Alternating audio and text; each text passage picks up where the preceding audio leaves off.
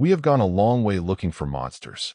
The hairy giant in the pine woods of America, the living dinosaur in the swamps of the Congo, the great snake in the diamond caves of South Africa.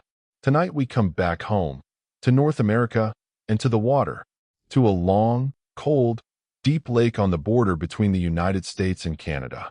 For 400 years, the people who live around it have said that something lives down in the dark of it, something with a long neck that rises up and looks around and slides back under. They call it Champ, and this is its story. Come sit by the fire. The lake is called Lake Champlain, and it is not a small thing. It runs for 120 miles, north to south, a great cold trench of water between the mountains of Vermont on one side and New York on the other, with its far northern end reaching up into Quebec in Canada. In places it is 400 feet deep. The water is dark and cold and old, carved out by glaciers, and once, long ago, connected to the sea. If you wanted an American answer to Loch Ness, you could not build a better lake for it. Deep and long and full of shadows. And the stories are older than the country. Long before any Europeans saw that water, the native peoples of the region knew it and respected it. The Abenaki spoke of a great horned water serpent that lived in the lake, a creature they called, in their tongue, Tataskok. The Iroquois too had their water spirits, their lake monsters. To go out on that water was to share it with something older and larger than yourself. This was not a tourist attraction. It was a belief and a warning carried down through many generations about what waits in deep water. The lake takes its name from a Frenchman, Samuel de Champlain, the explorer who came up it in 1609, and the legend says that he, too, saw the monster, that he wrote of a great serpent 20 feet long, thick as a barrel. It is a wonderful story, and it is not quite true. What Champlain actually described, in his own journal, was a fish, a large gar, 5 feet long, with a long snout and sharp teeth.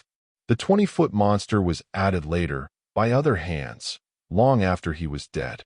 The very first piece of evidence for Champ, it turns out, was already an exaggeration. Hold on to that. It is a pattern. The real wave of sightings came in the 1800s. In 1819, a ship's captain reported a black monster rising from the water. Through the middle of the century, the reports came in from farmers, from sailors, from whole crowds on steamboats. In 1873, a railway crew laying track along the shore swore they saw an enormous water serpent surge past. It caused such a stir that the great showman P.T. Barnum himself got involved and offered a reward of $50,000, an unimaginable sum, for the hide of the Lake Champlain sea serpent. Nobody ever collected it. The descriptions, across all those years, are strangely consistent. A long, snaking neck, held up out of the water like a periscope. A small horse-like or snake-like head. A dark, glistening body, and behind the neck, a series of humps, breaking the surface one after another, the way the coils of a great serpent would. 30 feet long, some said. More, said others. It moved fast and left a wake, and when a boat came near, it sank straight down and was gone. To the people who saw it, it looked like one thing above all, something out of the age of the dinosaurs that had never learned it was supposed to be extinct. And then, in 1977, came the photograph. A woman named Sandra Mansi was picnicking with her family on the lake's edge when, she said, something rose out of the water perhaps 150 feet from shore. A long neck, and a head, and a dark back. She had a camera, and unlike so many others, she actually got the picture. It shows a curved neck and a hump, dark against the gray water. It became the single most famous image in the whole story, studied for decades. And to this day, no analysis has ever proven it a fake or proven what it shows. It is Champ's Patterson film. Compelling, unexplained, and alone. The evidence did not stop at pictures. In 2003, a research team lowered microphones into the lake and recorded something strange. A pattern of clicks and chirps, underwater, that sounded remarkably like echolocation. like the sonar a dolphin or a beluga whale uses to hunt in dark water. But there are no belugas in Lake Champlain. No animal known to live in that lake makes a sound like that. Something down there, the recording seemed to say, was clicking in the dark and listening for the echo. What it was, no one could say. So what is there to hold? Hundreds of eyewitness reports, stretching back centuries and continuing today.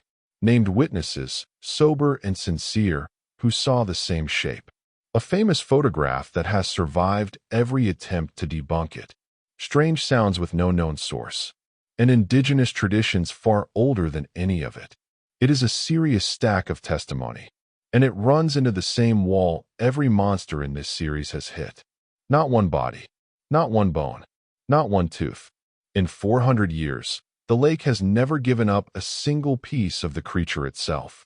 And the skeptics have good, solid ground to stand on. Lake Champlain is home to the lake sturgeon. A real fish, armored, prehistoric looking, that can grow past 6 feet long and surfaces with a dark, humped, scaly back that looks like nothing else in fresh water. A line of otters, swimming one behind the other, makes a perfect string of humps. A swimming deer, seen at distance, has a long neck and a small head. Floating logs and standing waves, and the strange tricks that cold water plays with light, have fooled careful people for centuries. And the very first sighting, remember, was a 5-foot gar, turned into a monster by a storyteller's pen. And yet, something remarkable happened here that did not happen in the swamp or the cave. The people fell in love with their monster. The town of Port Henry, New York, put up a sign declaring itself the home of Champ and painted the creature on its walls. The local baseball team took Champ as its mascot.